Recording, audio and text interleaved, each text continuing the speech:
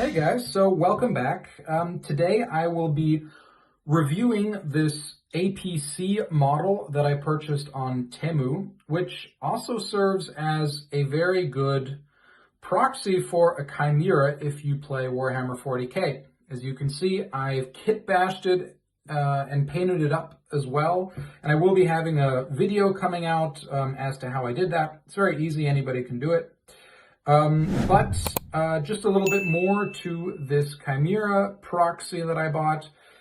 It did cost about €7 on German Temu.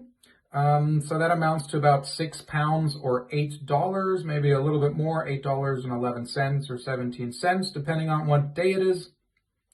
And it did take about 8 days for it to arrive here to Germany, which is pretty standard for shipments from China. I have also made the experience that if shipments come late from Temu, that they've given me about €5 discount on my next orders, but 8 days is pretty standard for China. I bought 3 of these as well. None of them came damaged or anything. And I did do a lot of kit bashing here with some sort of household items, but we're going to have a look at what actually comes in the box when you buy it.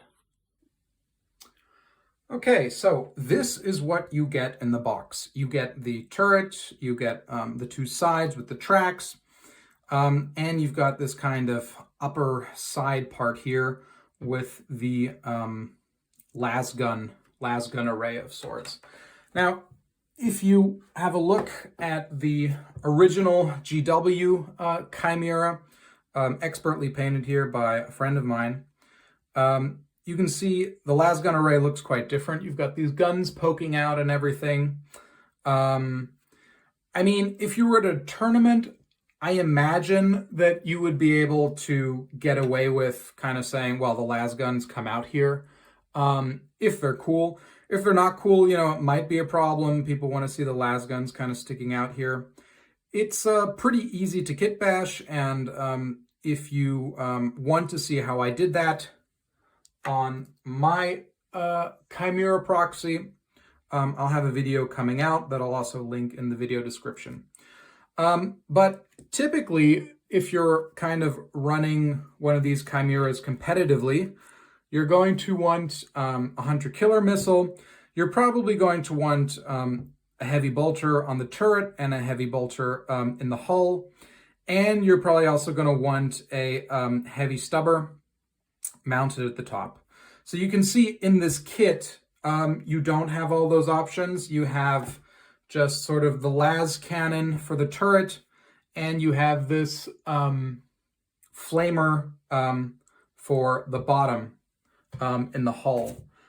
Now, there is an option to buy this Chimera with a heavy bolter in the hull, but there's no real option to buy it with the heavy bolter at the top. So you can see this is one Chimera that I also bought from a different seller. I mean, it's basically the same model. What I don't like about this Chimera with the heavy bolter in the hull is that it came pre-assembled. And we're going to get into the assembly in a sec.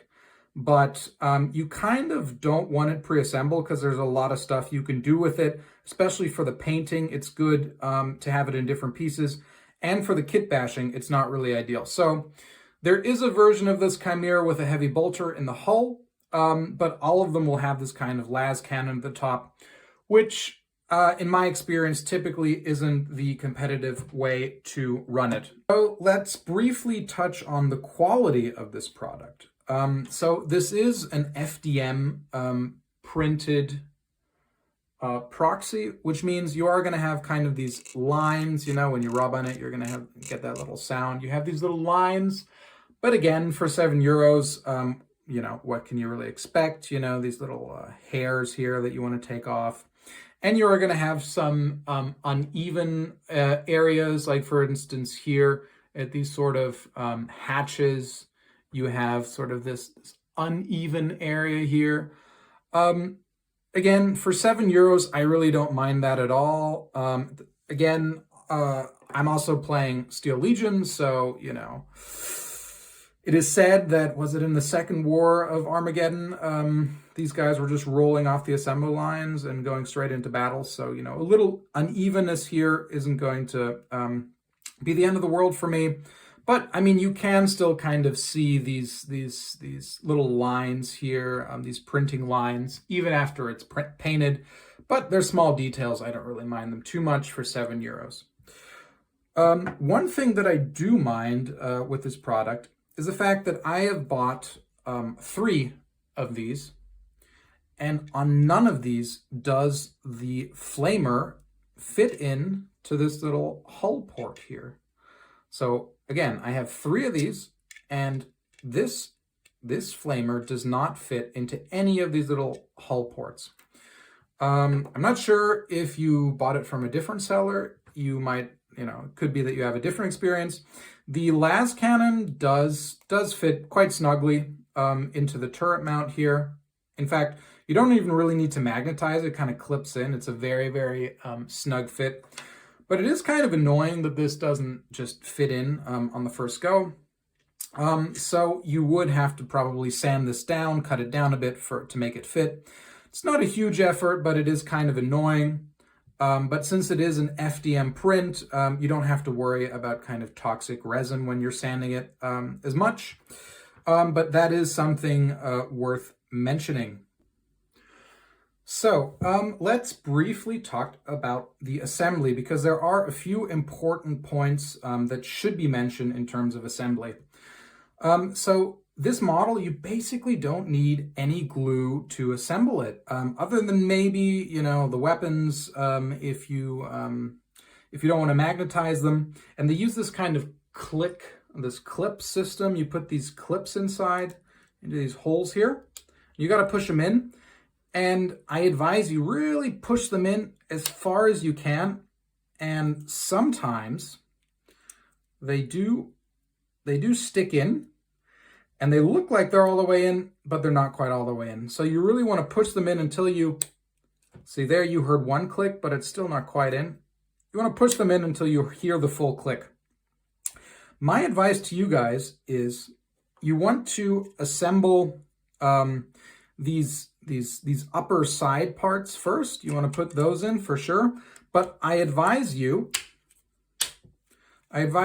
not to assemble these tracks yet, because this is actually a really good bit to paint yourself.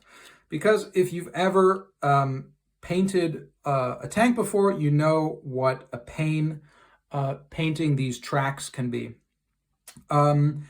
Another really cool thing I find about assembling this is that if you put these clips in there, you see it's still protruding a bit. You want to push it in all the way till you hear that click. One thing that I find really cool about these little clip things, see, it was you can always push it in a little longer. There's another click. One thing I find really cool about these clip things is that you have something to hold on to when you're painting it. These were really great to paint because, you know, I didn't have to use my fingers to, you know, hold it like this or that. You can just hold it with these clips and paint it like that.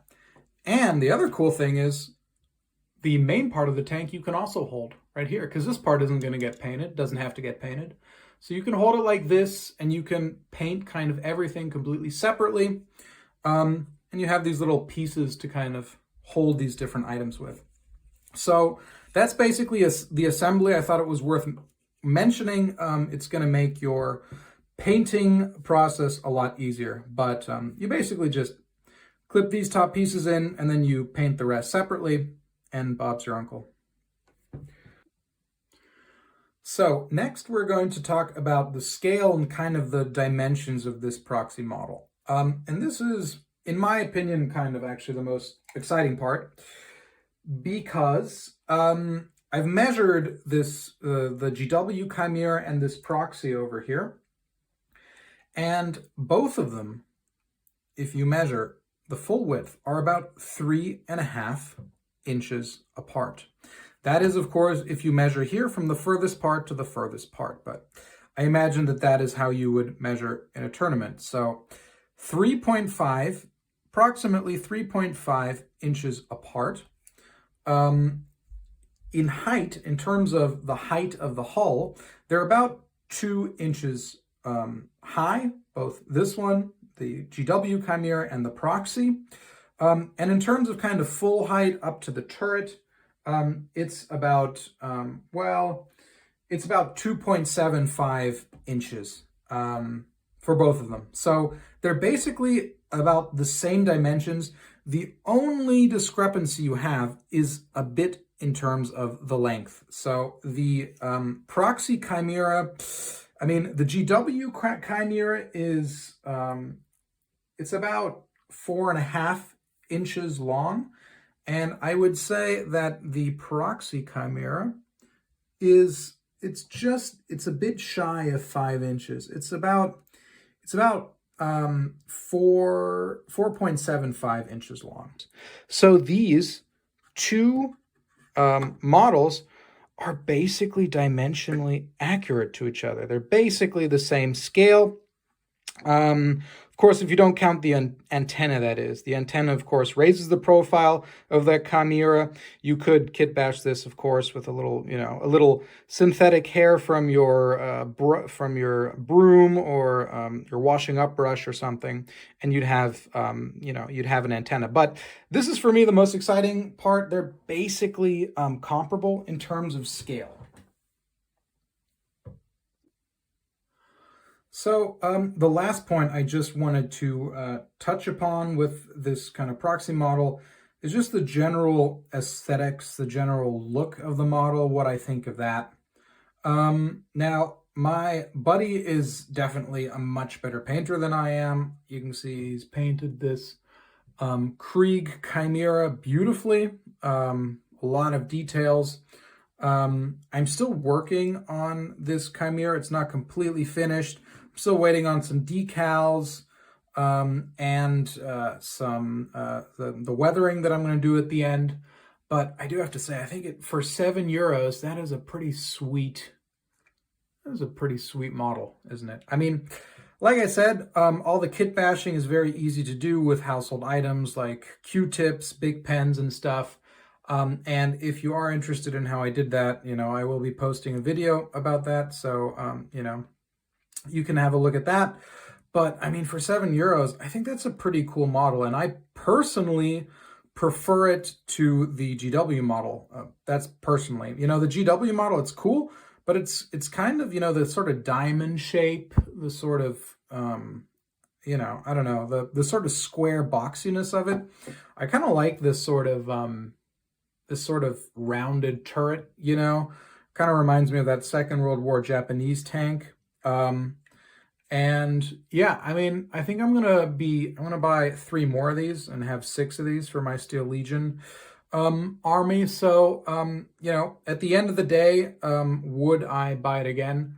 Well, definitely, I'm gonna buy it again. Like I said, the weapon options, the flamethrower doesn't fit in it, that's just one little negative piece. But for €7, I mean, come on, and I look forward to running these, at my first tournament at some point. The tournament in my area, they don't have to be GW models. They just kind of care that all the weapon options are correct, and that the the dimensions and the scale are correct. So yeah, that's the review. If you guys are interested in how I painted and how I